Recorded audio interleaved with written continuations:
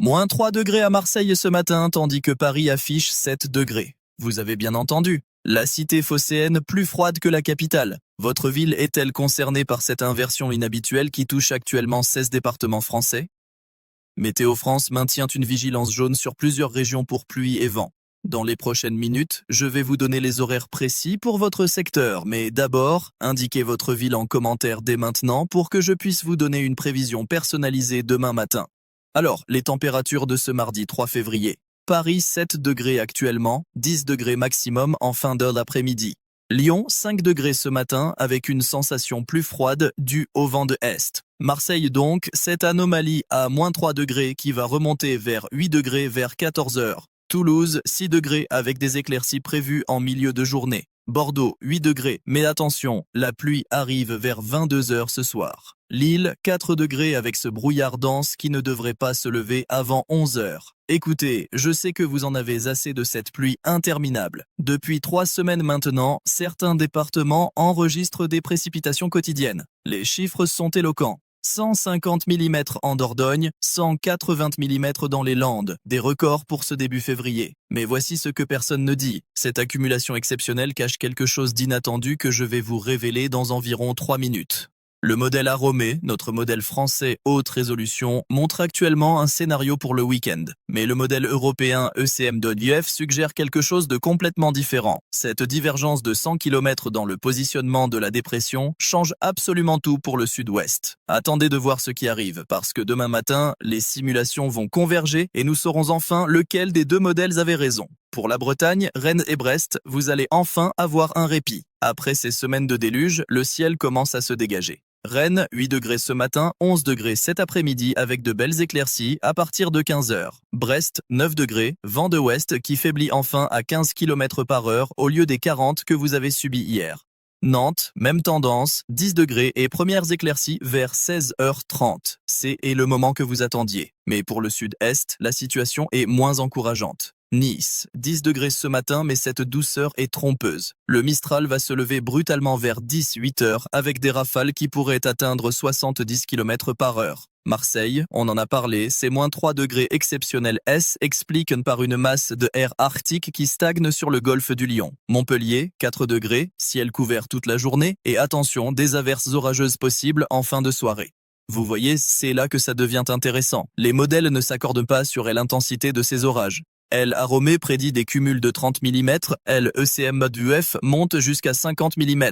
Pour les Cévennes, cette différence est cruciale. Nous parlons potentiellement d'épisodes cévenols, ces pluies diluviennes qui peuvent transformer des ruisseaux en torrents en quelques heures. Revenez demain car les dernières simulations de cette nuit vont clarifier tout ça. Pour le Grand Est, Strasbourg, 5 degrés ce matin avec ce ciel nuageux qui devrait persister. Vous à Strasbourg, vous allez avoir quelque chose de particulier, une alternance inhabituelle entre éclaircies et passages nuageux rapides, créant ces jeux de lumière magnifiques sur la cathédrale. Reims, 6 degrés, temps sec toute la journée, excellent pour les vignobles champenois qui ont besoin de cette pause après les pluies de janvier. Metz, 4 degrés, légèrement plus froid avec ce vent du nord qui persiste. Nancy, 3 degrés ce matin, et voici un détail important, le verglas.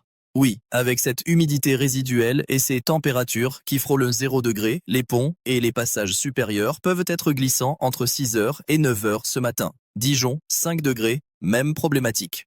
Besançon, 2 degrés seulement. Soyez très prudents sur les routes de montagne du Jura. Malheureusement pour le centre de la France, la grisaille persiste. Orléans, 7 degrés, ciel totalement couvert, bruine intermittente. Tours, 8 degrés. Cette pluie fine qui trempe sans qu'on s'en rende compte. Clermont-Ferrand, 4 degrés, et là c'est inhabituel pour cette ville. La limite pluie-neige descend à 1000 mètres. Le Puy-de-Dôme a déjà son manteau blanc ce matin. Pour la Normandie, Rouen 7 degrés, brouillard épais dans la vallée de la Seine jusqu'à 10 heures minimum. Caen 8 degrés, temps couvert mais sec, bonne nouvelle pour les déplacements. Le Havre 9 degrés avec cette impression d'humidité permanente que vous connaissez bien.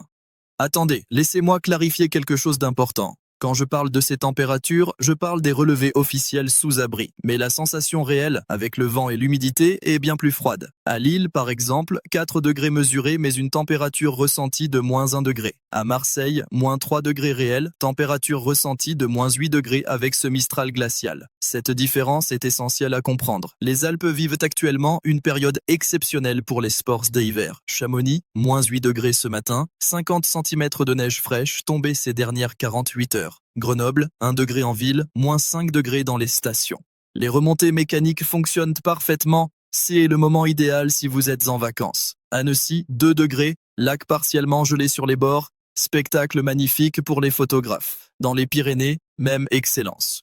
Pau, 7 degrés en pleine, mais les stations au-dessus de 1500 mètres affichent -10 degrés avec une poudreuse exceptionnelle.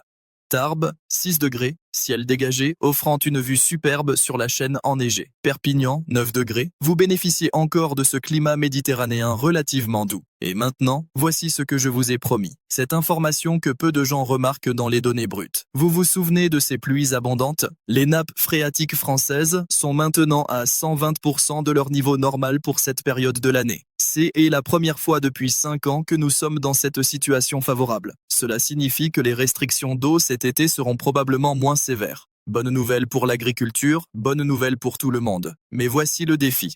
Toute cette eau doit s'écouler. Les rivières sont hautes, très hautes. La Garonne à Toulouse affiche un débit de 1200 mètres cubes par seconde, 3 fois son débit habituel. La Loire à Orléans, 2000 mètres cubes par seconde. Pas encore de vigilance inondation, mais nous surveillons. Revenez demain, car si les pluies prévues pour jeudi se confirment, la situation pourrait évoluer rapidement. Pour la Corse, Ajaccio, 12 degrés, temps magnifique, ciel bleu azur. Bastia, 10 degrés, quelques nuages, mais globalement ensoleillé. L'île de Beauté porte bien son nom aujourd'hui, contrastant totalement avec le continent. Alors maintenant, parlons du week-end. Samedi matin, une nouvelle perturbation atlantique à bord de la Bretagne. Mais voilà où les modèles divergent totalement. El Aromé l'a fait passer au nord de la Loire, touchant principalement la Normandie et les Hauts-de-France. LECMWF la positionne 150 km plus au sud, impactant le centre et la région parisienne. Cette différence change absolument tout pour vos plans du week-end. Scénario 1. Si El Arome a raison, Paris reste sec samedi, Lyon aussi, Bordeaux aussi. Les pluies se concentrent de Brest à Lille. Scénario 2. Si LECMWF a raison, Paris voit la pluie arriver samedi matin vers 10h, Lyon vers 14h, tout le centre est concerné. Je ne peux pas trancher aujourd'hui. Les prochaines simulations sont cruciales. Revenez demain car nous aurons des éléments beaucoup plus solides. Pour dimanche, là en revanche, il y a convergence. Amélioration générale. Le soleil revient sur la plupart des régions. Les températures remontent légèrement. Paris 11 degrés, Lyon 9 degrés, Marseille 12 degrés, Toulouse 13 degrés. Une belle journée s'annonce pour terminer le week-end. Il y a une ville qui pourrait voir quelque chose d'inattendu. Limoges. Les modèles montrent une possibilité, encore faible mais réelle, de chute de neige samedi matin. Pas énorme, peut-être 3 à 5 cm, mais est très inhabituel pour cette ville à cette période. Cela dépend totalement du trajet exact de la perturbation. Un détail à surveiller de très près. Je comprends que cette météo instable vous fatigue. 3 semaines de pluie quasi continue, est épuisant psychologiquement. Le manque de lumière affecte le moral. Mais regardez le côté positif. La nature se réveille. Dans le Midi, les amandiers commencent à fleurir. En Normandie, les premières perce-neige apparaissent. Le printemps prépare son arrivée, même si l'hiver n'a pas dit son dernier mot. Pour jeudi et vendredi, une période de transition. Jeudi, encore perturbé avec des passages pluvieux sur la moitié nord. Vigilance jaune maintenue sur plusieurs départements bretons pour cumul de pluie. 30 à 40 mm attendus en 24 heures. Ce n'est pas catastrophique mais c'est conséquent sur des sols déjà saturés. Vendredi, accalmie progressive. Le flux des ouest faiblissant laisse place à une tendance anticyclonique. Cela signifie des pressions qui remontent, un temps qui se stabilise. Pas encore le grand beau temps, mais une amélioration nette par rapport à cette semaine difficile. Le détail qui m'inquiète le plus actuellement, cette masse d'air froid qui stagne sur le sud-est. Elle ne bouge pas. Le Mistral et la Tramontane la maintiennent en place. Résultat, des températures anormalement basses pour la région méditerranéenne. Toulon, 4 degrés ce matin. Avignon, 2 degrés. Ces villes habituées à la douceur hivernale subissent un froid inhabituel. Cette situation crée des conditions très difficiles pour certaines cultures. Les oliviers, par exemple, supportent mal ces températures prolongées. Les maraîchers de la région sont inquiets. Heureusement, à partir de dimanche, ce bloc d'air froid devrait enfin se dissiper, ramenant des températures plus conformes aux normales saisonnières. Si vous ne devez retenir qu'une chose de cette vidéo, c'est ceci. Surveillez les prévisions de demain matin pour le week-end. L'incertitude actuelle est trop grande pour planifier avec certitude. Mais demain, nous aurons des éléments beaucoup plus fiables. C'est frustrant, je le sais, mais c'est la réalité de la météorologie à moyenne échéance. Pour nos territoires de Outre-mer, la situation est différente évidemment. La Martinique et la Guadeloupe bénéficient de leur climat tropical habituel, 26 degrés, quelques averses tropicales brèves. La Réunion traverse sa saison cyclonique, actuellement calme, mais nous surveillons une perturbation au large. La Guyane, temps classique de saison sèche, 30 degrés, humidité élevée mais pas de pluie significative. Maintenant, parlons sécurité routière. Avec ces conditions météorologiques, certains réflexes sont essentiels. Sur autoroute, augmentez vos distances de sécurité d'au moins 50%. Les chaussées mouillées doublent les distances de freinage. Dans les zones de brouillard, vitesse réduite et feu de brouillard obligatoire. En montagne, équipements hiver indispensables, chaînes à portée de main même si vous pensez ne pas en avoir besoin. Les transports aériens fonctionnent normalement ce matin. Roissy-Charles de Gaulle, Orly, aucun retard significatif malgré la pluie parisienne. Lyon-Saint-Exupéry, parfait. Nice-Côte d'Azur, excellent. Toulouse-Blagnac, quelques retards mineurs de 10 à 15 minutes. Le réseau TGV fonctionne sans perturbation majeure. Bonne nouvelle pour les déplacements professionnels, une pensée particulière pour nos agriculteurs ce matin. Ces conditions pluvieuses retardent certains travaux de préparation des sols pour les semis de printemps. Les tracteurs ne peuvent pas entrer dans les champs trop détrempés sans risquer de compacter le sol. C'est une préoccupation sérieuse pour la saison à venir. Mais l'expérience montre que février est souvent ainsi et la nature s'adapte. Pour les personnes sensibles, asthmatiques ou souffrant de problèmes respiratoires, l'air froid et humide peut être irritant. Protégez vos voies respiratoires avec une écharpe devant la bouche. Réchauffez l'air avant de le respirer profondément. Gardez vos traitements à portée de main. Les seniors doivent être particulièrement vigilants avec ce froid humide qui pénètre plus que le froid sec.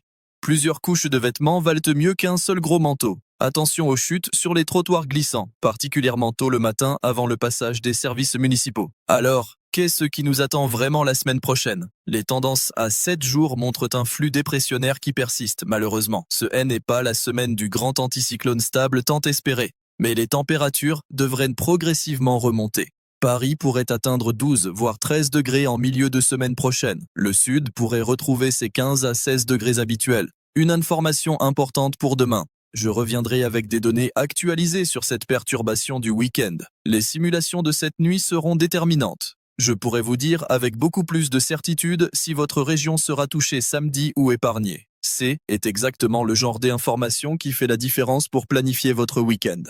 Et n'oubliez pas de mettre votre ville en commentaire si vous voulez une prévision personnalisée demain. Je lis tous vos commentaires et j'essaie de répondre au maximum. Votre retour aide aussi à comprendre ce qui se passe réellement dans chaque région, au-delà des modèles informatiques. Un dernier point sur les prévisions saisonnières. Février 2026 devrait globalement rester dans les normales, peut-être légèrement plus frais que la moyenne récente. Mars pourrait marquer un vrai tournant avec l'arrivée du printemps météorologique. Les jours s'allongent déjà de 2 à 3 minutes par jour. Le soleil se couche désormais après 18 heures. Ces petits signes encourageants s'accumulent. Voilà donc pour ce bulletin de ce mardi 3 février. Une journée grise, froide, pluvieuse pour beaucoup d'entre vous. Mais demain annonce meilleur, avec plus d'éclaircies et moins de pluie.